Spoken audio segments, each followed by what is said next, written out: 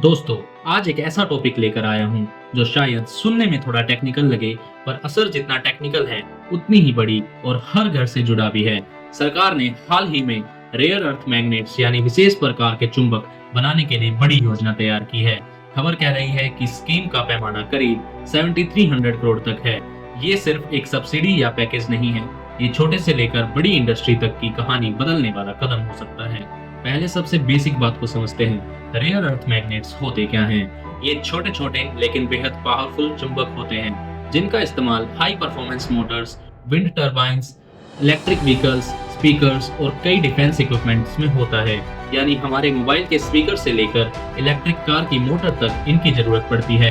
दुनिया में इनका सप्लाई चेन अभी कुछ ही देशों पर निर्भर है और चीन का बड़ा शेयर है। इसलिए सप्लाई में डिसरप्शन आया तो ग्लोबल इंडस्ट्री हिल सकती है।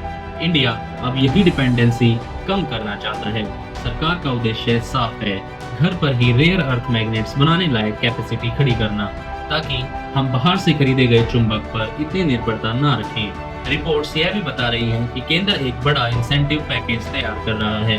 करीब 7300 करोड़ तक का इंसेंटिव्स की खबरें आ रही हैं। ये इंसेंटिव्स फैक्ट्रीज लगवाने, टेक्नोलॉजी इंपोर्ट, ट्रांसफर और लोकल सप्लाई चेन बनाने के लिए होंगे। सरकार प्राइवेट फर्म्स को पैसा दे सकती है ताकि वे प्लांट्स लगाएं, टेक्नोलॉजी लाएं और लोकल रॉ मटेरियल प्रोसेसिंग की कैपेबिलिटी बने। इस तरह इंडिया में मैग्नेट्स बनाने का पूरा इकोसिस्टम बन सके। अब सबसे इंटरेस्टिंग हिस्सा, किसको सबसे ज्यादा फायदा होगा? इलेक्ट्रिक व्हीकल्स, ईवी मोटर्स में पावरफुल मैग्नेट्स चाहिए होते हैं। अगर इंडिया में ये मैग्नेट्स मिलेंगे तो ईवी मैन्युफैक्चरर्स को चीन पर निर्भर नहीं रहना पड़ेगा। इससे मैन्युफैक्चरिंग सस्ता और तेज होगा। रिन्यूएबल एनर्जी, विंड टर्बाइंस, पवन टर्बाइंस के रूट्स में रेयर अर्थ मैग्नेट्स की जरूरत होती है। डोमेस्टिक सप्लाई से विंड प्रोजेक्ट सस्ते और रिलायबल बनेंगे। Consumer electronics and appliances, speakers, hard disk, small Motors इत्यादि का लोकल प्रोडक्शन बढ़ेगा। Defence and aerospace, missile sensors और एडवांस सिस्टम में भी इन मटेरियल्स का इस्तेमाल होगा। इसलिए स्ट्रेटेजिक इंडिपेंडेंस बढ़ेगी। सप्लाई चेन, एंकिलरी इंडस्ट्रीज, मैग्नेट बनेंगे तो rare earth refining, alloying, coating, testing जैसी बहुत सारी नई इंडस्ट्रीज भी जल्द आगे बढ़ेंगी। अब एक सवाल ये है कि सरकार कंपनियों को क्या देगी ताकि वो यह बनाना चाहें। ये चीजें शामिल होंगी: सब्सिडी, पीएलआई स्टाइल इंसेंटिव्स, जितना ज्यादा डोमेस्टिक प्रोडक्शन देंगे उतना ही पैसा आएगा। Technology transfer support, foreign tech partners के साथ टाई अप्स कराना, लैब और टेस्टिंग फैसिलिटी मुहैया कराना, land, electricity, tax benefits, industrial land आसानी से और सस्ते दाम पर देने की सुविधा, R&D ग्रांट्स, मैग्नेट्स और रिफाइनिंग के लिए रिसर्च पर पैसा, exports incentives, assured of talk. कुछ केसेस में सरकार लॉन्ग टर्म परचेज एग्रीमेंट्स भी कर सकती है। दोस्तों, यहाँ बस इकोनॉमिक्स नहीं है, एक बड़ा जियोपॉलिटिकल एंगल भी है। चीन ने पिछले साल कुछ रेयर अर्थ मैग्नेट्स की सप्लाई पर कंट्रोल्स लगाए, जिससे ग्लोबल सप्लाई चेन हिली। ऐसे में जो देश अपने स्ट्रेटेजिक इंडस्ट्रीज को सिक्योर करना चाहते हैं वो लोकल मैन्युफैक्चरिंग बढ़ा रहे हैं। इंडिया भी यही करना चाह रहा है ताकि क्रिटिकल इंपोर्ट्स पर निर्भरता कम हो और सप्लाई शॉक से बचा जा सके।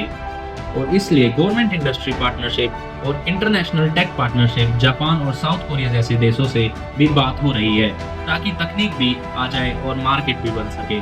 अब ये सब फैंसी बातें छोड़कर सीधे आम आदमी के लिए इससे आपको क्या फर्क पड़ सकता है? इलेक्ट्रिक व्हीकल्स सस्ते हो सकते हैं। अगर मोटर कंपोनेंट्स लोकल्स बने हैं तो केयर मेकर्स को कॉस्ट घटेंगे और धीरे धीरे ईवीज की कीमत पर असर आएगा। Renewable power cheaper and reliable, wind projects में जो कंपोनेंट आज महंगे आते हैं उनकी कॉस्ट कम हो सकती है, जिससे क्लीन इलेक्ट्रिसिटी पर प्रभाव पड़ेगा। जॉब्स, मैग्नेट्स और रिलेटेड फैक्टर्स लगेंगी तो मैन्युफैक्चरिंग जॉब्स आएंगे, स्किल्ड और सेमी स्किल्ड दोनों। डिफेंस सिक्योरिटी, देश की सिक्योरिटी मजबूत होगी, इसका असर हम सबकी सेंस ऑफ सेफ्टी पर भी पड़ेगा। तो सीधे शब्दों में यह स्कीम लॉन्ग रन में हमारे रोजमर्रा की प्रोडक्ट्स और जॉब्स दोनों पर अच्छा असर डाल सकती है। हर बड़ा कदम आसान नहीं होता, इस तरह कुछ रियल चैलेंजेस भी हैं। Technologies gap, rare earth separation और हाईली प्योरिटी मैग्नेट मैन्युफैक्चरिंग की टेक्नोलॉजी कॉम्प्लेक्स है। टेक्नोलॉजी ट्रांसफर और स्किल्ड वर्कप्लेस चाहिए।